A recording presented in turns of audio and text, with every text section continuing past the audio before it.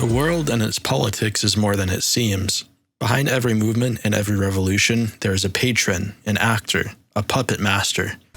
The affirmative task we have now is to actually create a new world order. A new world order. It's a need for a new world order. Never before has a new world order had to be assembled. That I often use myself, that we needed a new world order. Really, a new world order can be created. It is a big idea.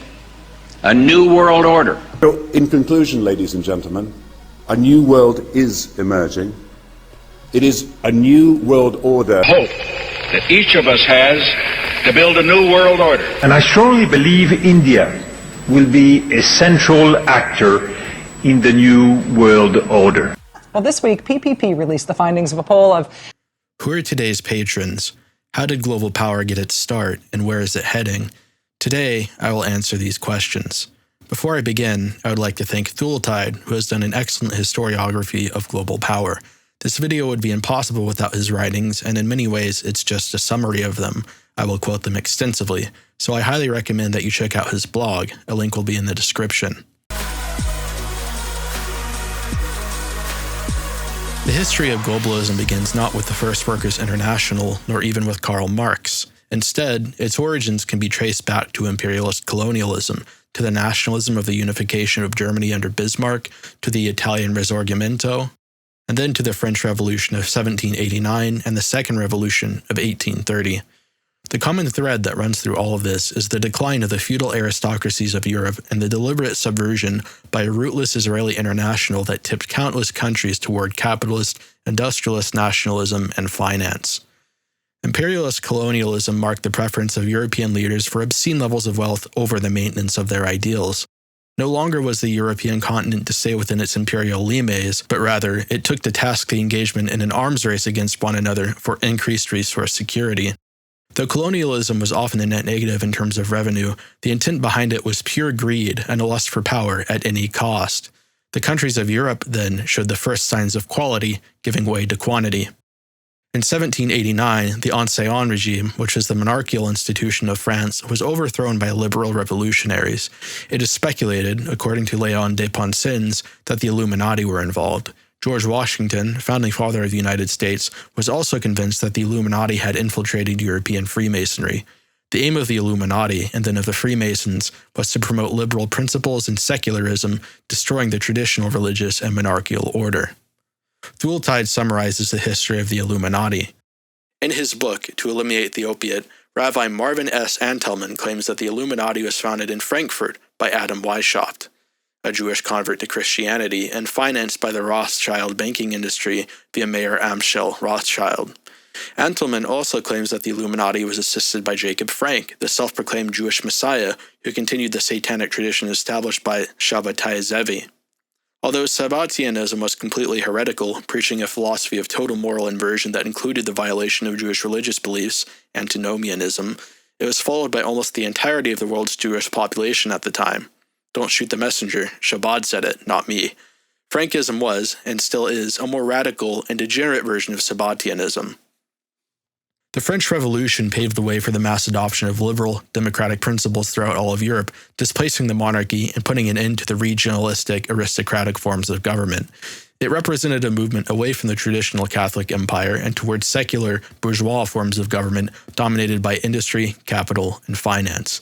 The American Revolution of 1776 before it would also set the United States on the path toward capitalist and democratic nationalism.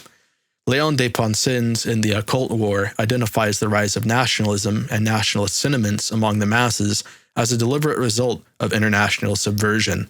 Bismarck is well known for his unification of Germany, but as Ponsins writes, few are aware of his radical economic reform, which began to transition Germany's largely feudal and agricultural economy into an industrial and capitalist one under the absolute monarchy. This very reform uprooted the peasantry, turning many into wage slaves in the businesses of major towns, which were often owned by capitalists, bankers, and financiers of a certain persuasion. Bismarck's militarization of Germany required vast wealth, and so the nation became indebted to international finance, putting it squarely under the control of rootless international bankers. Nationalism and capitalist industrialism rendered the population vulnerable to class warfare and socialist agitation. When smallholders have their lands dissolved, and when they are forced to work in the cities as part-time serfs, their resentment against the capitalist industrialist system rises to dangerous levels. We can see the danger of an increasing serf class in pre-revolutionary Russia, which gave fertile ground for Lenin to carry out his revolt. All the while, as nationalism increased, traditional forms of rule went the way of history. Principles gave way to the circulation of capital as nationalism went on the incline. The basis for this nationalist power is not God-given divine right, but rather the secular will of the people.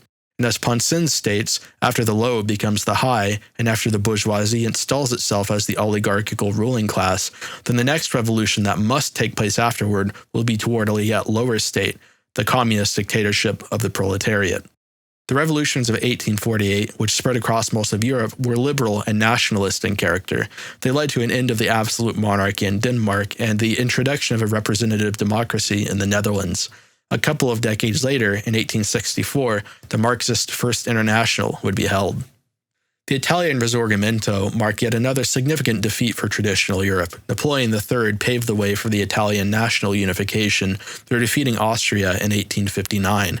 He gave his support and protection to Masonic lodges. The Risorgimento was assisted by a Masonic group, the Carbonari, who were decidedly liberal and against the Catholic imperium. The involvement of occult orders in the rise of globalist and anti-traditional power is, as we will see later, a recurring theme, particularly at the origins of the Fabian socialists. Karl Marx was born in 1818 to Herschel Levi, a wealthy lawyer, and to Henriette Pressburg, the daughter of a wealthy Jewish merchant family from Holland. His ancestry is prominent.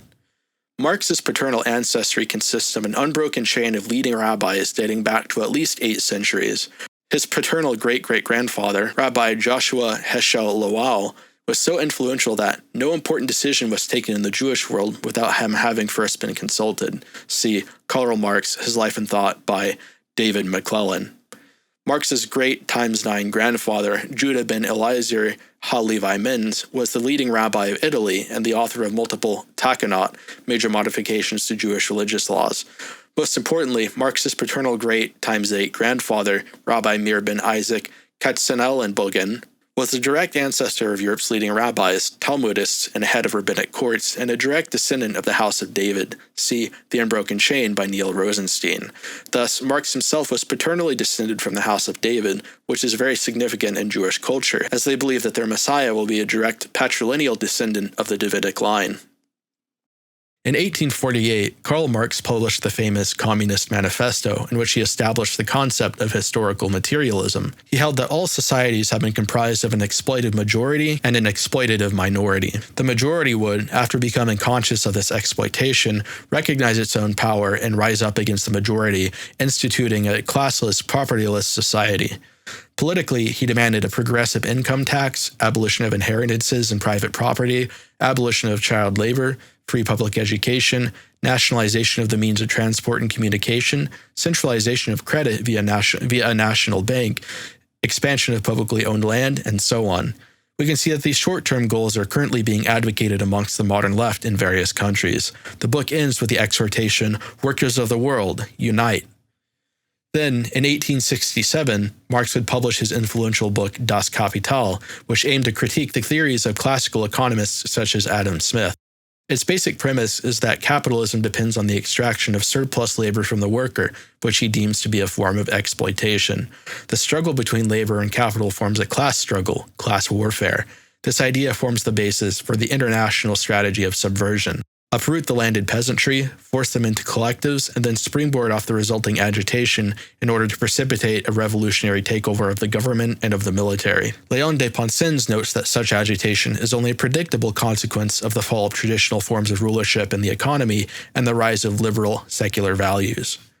The Communist Manifesto, therefore, has simply accelerated a process which the leaders of subversion felt was unfolding too slowly. The process began the day individual egalitarianism was proclaimed. It dates back to the French Revolution. Apparently, and to superficial observers, which is to say to most men, Marx was burning what he professed to adore, namely the immortal principle of equality among men and classes.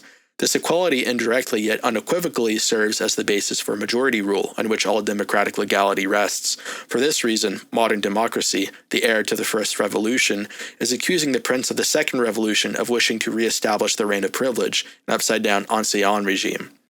Later in history, Stalin would provide excellent proof of this thesis. Here, Stalin reiterates the liberal conception of the nation founded upon commonalities in history and language, but not on race. What is a nation? A nation is primarily a community, a definite community of people. This community is not racial, nor is it tribal. A nation is not racial or tribal, but a historically constituted community of people. A nation is a historically constituted, stable community of people formed on the basis of a common language, territory, economic life, and psychological makeup manifested in a common culture. Then he would expand on the question, advocating for the overthrow of nationalism and the rise of internationalism. The acceleration that Ponson's pointed out becomes relevant. Equal rights of nations in all forms, language, schools, etc., is an essential element in the solution of the national question. We know where the demarcation of workers according to nationalities leads to, the disintegration of the United Workers' Party, the splitting of trade unions according to nationalities. The only cure for this is organization on the basis of internationalism, to unite locally the workers of all nationalities of Russia into a single, integral, collective body, to unite these collective bodies into a single party. Such is the task. Now, back to Marx. Marxist communism would grow in popularity and influence. The first international was founded in 1864 in Geneva, Switzerland. Ultimately, the rise of communist ideals would result in the Russian October Revolution, spearheaded by Vladimir Lenin. The beginning of this story, though, is not in Russia, but instead in Germany during the First World War. Germany, in a bid to take Imperial Russia off the playing board, sent Lenin and the other Russians who were exiled in Switzerland to Russia in a sealed train. The train was not truly sealed, the sealed train story was just a cover, but nevertheless, eventually Lenin arrived in Petrograd. He'd give a speech to the Bolsheviks, arguing for a European proletarian revolution. In 1917, Lenin would carry out this revolution. He succeeded in overpowering the provisional government, forcibly taking the Winter Palace. He would then go on to begin his organization of the Soviet state, which was to be the springboard of international global communism. The Tsarist White Russians would organize against the Reds in the Civil War of 1917 through 1922. General Denikin was at first the head of these armies, but after a series of embarrassing military and logistical blunders, he would resign, leaving the post to Pyotr Wrangel, who would then put up a fierce fight with few men, mostly new recruits, and little in the way of materiel, pushing the Reds all the way back to Tsaritsyn, which would later become Stalingrad. However, they were unable to hold the city and were forced to retreat back to Ukraine, where the remnants of their forces then retreated overseas. Wrangel would tell of all of this in his memoir, Always with Honor, which is definitely worth reading. In the years surrounding 1933, Russia would then starve out Ukraine for two purposes. One, for revenge. Two, to support the rapid industrialization of the Russian cities, which needed vast amounts of grain to host their growing populations. Ukraine would experience a deliberately engineered famine known as the Holodomor.